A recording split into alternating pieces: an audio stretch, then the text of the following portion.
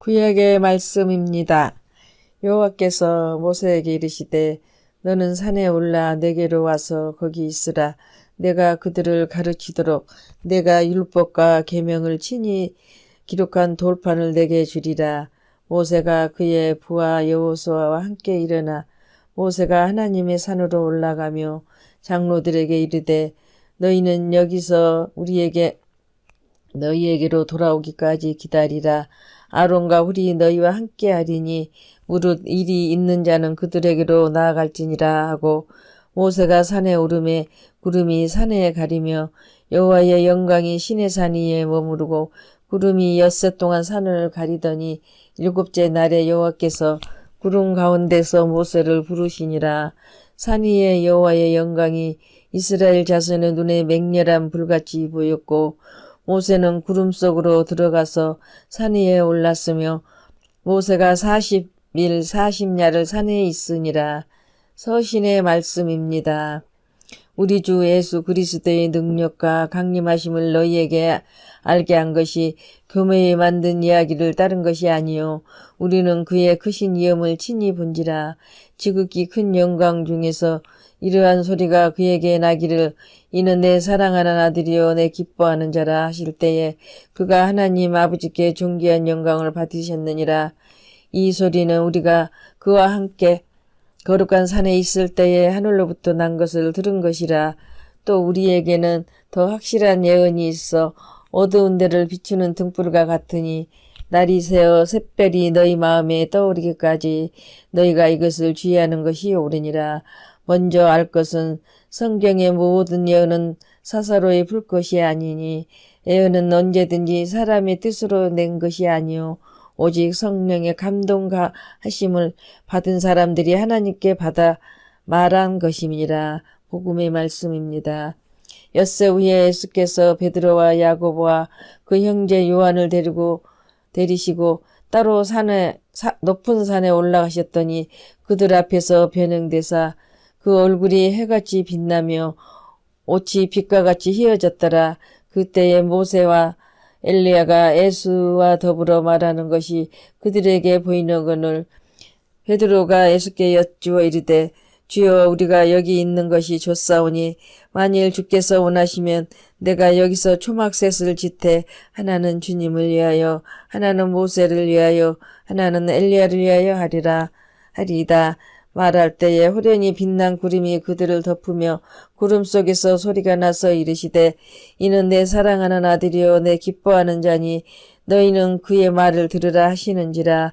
제자들이 듣고 엎드려 심히 두려워하니 예수께서 나와 그들에게 손을 대시며 이르시되 일어나라 두려워하지 말라 하시니 제자들이 눈을 들어보고 오직 예수 외에는 아무것도 보이지 아니하더라. 그들이 산에서 내려올 때에 예수께서 명하여 이르시되 인자가 죽은 자 가운데서 살아나기 전에는 본 것을 아무에게도 이르지 말라 하시니.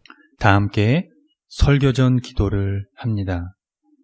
말씀 앞에 하나 된 우리들은 하나님의 자녀로서 한 마음으로 하나님께 예배드리오니 말씀으로 여기에 임재하셔서 부끄러운 사연으로 가득한 우리의 마음을 정결하게 하여 주사 온전한 정신과 믿음으로 바른 말씀을 분별할 수 있게 해주십시오. 예수 그리스도의 이름으로 기도드립니다. 아멘.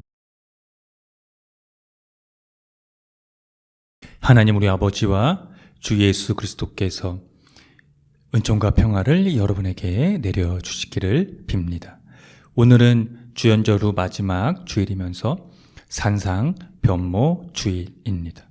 예수님의 산상 변모는 마태, 마가, 누가 복음에서 기록되어 있는데요. 이것은 예수님이 외형적으로 변화되었다는 보도가 아니라 그에게서 신성이 드러났다는 것을 의미합니다. 기독교에서 바로 이 부분이 가장 중요한 요소 중에 하나입니다. 하나님이 예수라는 특별한 인간을 통해서 알려지는 분이기 때문입니다. 따라서 교회력으로 이 산상 변모 주일이 너무도 중요하다는 것을 알 수 있습니다. 그러나 대한민국 교회에서 교회력은 철저히 외면받고 있는 실정입니다. 본문이지요. 아마 여기에 계신 분들 중에 산상 변모의 내용은 알고는 있으나 그 본문이 교회력에서 또는 기독교 역사에서 중요한 역할을 하는지는 몰랐을 겁니다. 그래서 산상 변모 주일이 생소할 수도 있으실 겁니다. 오늘 교회력에 따라 이 산상 변모의 예수 그리스도를 함께 만나면서 그 의미가 지금의 우리에게 어떤 의미인지를 심층적으로 상고했으면 좋겠습니다. 예수님의 산상 변모의 기록은 다음과 같습니다. 예수님은 베드로와 야고보와 요한을 따로 데리고 산에 오르셨습니다. 그리고 그들이 보는 앞에서 얼굴이 해와 같이 빛났고 옷은 빛과 같이 희게 되었습니다. 그러자 모세와 엘리야가 나타나 예수님과 대화를 나누었습니다. 이에 베드로는 당황한 나머지 어떤 말을 할지 몰라서 횡설수설하는 장면이 기록되어 있는데요. 그때 갑자기 빛나는 구름이 그들을 뒤덮었고 이는 내 사랑하는 아들이요 내 기뻐하는 자니 너희는 그의 말을 들으라는 소리가 구름 속에서 들려왔습니다. 여기에서 핵심적인 것은 구름의 출현과 구름 속에서 들린 소리입니다. 그것은 두 가지 기능을 합니다. 하나는 예수님의 변모에 대한 설명이고요. 다른 하나는 베드로의 반응에 대한 하나님의 응답입니다. 구약에서 구름은 신의 현존의 표지였습니다. 특히 이스라엘에게 구름은 하나님의 임재를 알리는 의미였습니다. 구름은 강야 세대에 계시의 장막을 뒤덮고 주의 영광이 그 거처를 채웠습니다. 오늘 구약의 말씀 본문에서는요, 구름 가운데서 하나님이 모세를 부르셨다는 그 장면이 나옵니다. 그런데 그 구름이 그들에게 그렇게 인식되었고 그들의 신앙의 그런 역할을 해왔던 구름이 이제 변모 대신 예수님을 뒤덮었습니다.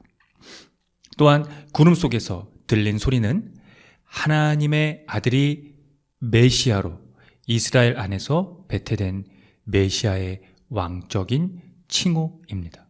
그런데 여기서 복음서 기자들이 주목한 것은 예수께서 자신이 죽은 사람들 가운데서 살아나실 것을 알리셨다는 데에 있습니다. 그래서 산상 변모 사건은요, 갈릴리에서의 공생애와 예루살렘에서의 순환을 잇는 아주 중요한 교량 역할을 합니다. 변모 사건이 십자가 사건과 묘하게 병행과 대조를 이루고 있기 때문입니다. 그 설명은 다음과 같습니다. 산에서 예수님은 영광을 받으셨지만 갈보리 언덕에서의 예수님은 수치를 당합니다. 산에서 예수님의 옷은 하얗게 빛났죠. 그러나 십자가 사건에서 예수님의 옷은 벗겨지고 그 옷은 병사들이 제비를 뽑아 나눠 가졌습니다. 산에서 예수님의 옆에는 율법과 예언을 대표하는 위대한 영웅 모세와 엘리야가 있지만 십자가 사건에서 예수님의 옆에는 이스라엘이 어느 정도로까지 하나님께 반항했는지를 대표하는 두 명의 강도가 있었습니다. 초기 그리스도인들은 예수님의 고난과 수치스러운 죽음에서 신성을 보았고 경험했습니다. 즉, 변모 사건은요, 그러한 의미에서 예수님께 신성이 드러났다는 것을 의미한다는 것입니다. 그런데 당시 죽음은 모든 것의 패배로 인식되었습니다. 그래서 많은 이들은 예수님의 사명도 실패로 간주했고 조롱했습니다. 그러나 예수께서 죽으셔야 하는 것은 하나님께 벌을 받는다거나 하나님의 은총을 잃었기 때문이 아니라 예수님이 하나님의 구속사역의 대리자임을 설득력 있고 극적으로 보여주는 목적으로 변모 사건을 통해 이를 다시 한번 확인시켜 주기 위한 것입니다. 이 확인은요, 향후 사도들에 의해서 더욱 강화됩니다. 오늘 저는 이 부분을 여러분들에게 말씀드리기 위해서 앞서 주님의 변모 사건을 설명을 드렸는데요. 오늘 함께 읽은 이 베드로서의 첫 구절의 내용 중에 일부를 보면 이렇습니다. 우리는 그의 크신 위엄을 친히 본 자라입니다. 이것은 사도들이 문서적으로 남긴 신앙 유산의 가치와 의미의 토대입니다. 그 전반적인 내용은 이렇습니다.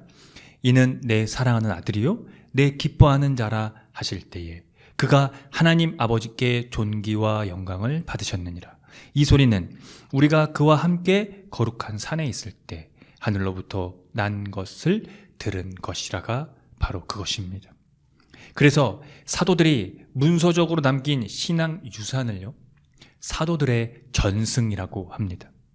이 전승이 신빙성과 확실한 것을 증언하는 것은 사도들이 자신이 하늘로부터 난 소리를 들었다는 것, 즉 예수님이 하나님의 참된 아들이 되심이 하늘로부터 유래한 것이라는 사실에 있다는 것입니다. 그런 의미에서 베드로후서 저자는 1장 19절에서 더 확실한 예언의 말씀이 있다고 한 겁니다. 예언은, 이들이 말하는 이 예언은요, 구약 성서의 예언을 의미하는데요. 사도들에게 이 예언들이 신뢰할 수 있는 것으로 여겨지게 됨으로써 예언을 보다 더 신뢰할 수 있는 기반이 공동체에 오늘날 우리에게겠죠? 제공되었다는 의미입니다. 그러므로 이 확실한 예언의 말씀의 신뢰도는 문서 자체의 자기 증명이나 하나님이 그리스도의 사건을 통해 스스로 그리스도와 하나가 되었다는 사실이나 선포에 근거하고 있는 것이 아니라 사도들에 의해 보증된 전승에 근거한다는 것입니다. 우리는 이 사실을 놓쳐서는 안 됩니다. 그만큼 이 사도들로 인한 이 전승이 초기 기독교를 구성했다는 것을 우리는 늘 인지하고 성서를 바라봐야 한다는 것이죠. 사랑하는 성도 여러분, 오늘의 기독교는, 오늘의 교회는 이런 사도들의 전승과 결부되어 있으며 사도들의 전승과 연속성을 갖고 있습니다. 그것을 다른 말로는 기독교의 역사와 초대교회의 전승이라고 합니다. 그것을 토대와 기반으로 할 때 기독교와 이 교회는 성서의 모든 예언을 해석할 수 있으며 신앙의 진리를 지닐 수 있습니다. 방도는 하나뿐입니다. 확실한 예언의 말씀을 단순히 믿어버리는 차원으로 그것을 끌어내리는 것이 아니라 사도들의 전승을 끊임없이 탐구하고 그 심층으로 들어가야 한다는 것입니다. 단순간적인 일회성인 믿음으로 그것을 끝내버린다고 한다면 그것은 착오라는 것이죠.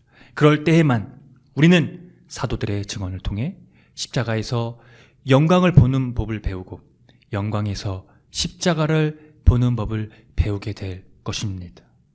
예수님의 고난과 수치스러운 죽음에서 하나님 경험을 한 사람만이 사도들의 전승으로 더 확실해진 구름과 구름 속에서 들린 소리, 그 속에 숨어 계신 하나님의 웃음과 눈물을 함께 볼 것입니다. 함께 기도하겠습니다.